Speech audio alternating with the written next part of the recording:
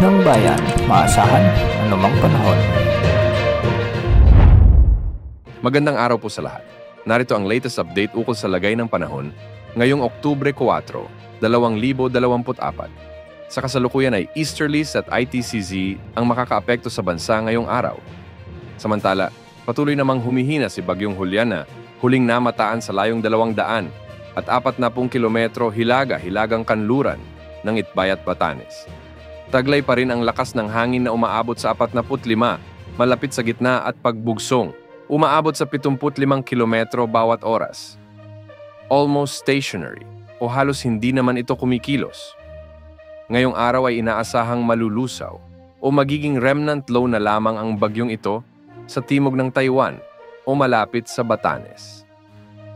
Sa ngayon, apektado ng Intertropical Convergence Zone ang Bicol Region, ang buong Visayas at ang Zamboanga Peninsula.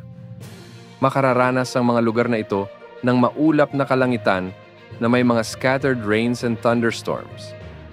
Magiging bahagyang maulap hanggang maulap na may mga kalat-kalat na pag-ulan pa rin ang inaasahan sa Ilocos Region, Cordillera Region, Cagayan Valley at Central Luzon, dulot naman ng easterlies. Bahagyang maulap hanggang sa maulap na papawirin na may pulupulong mga pag-ulan o pagkidlat pagkulog sa Metro Manila at nalalabing bahagi ng bansa, dulot naman ng mga localized thunderstorms.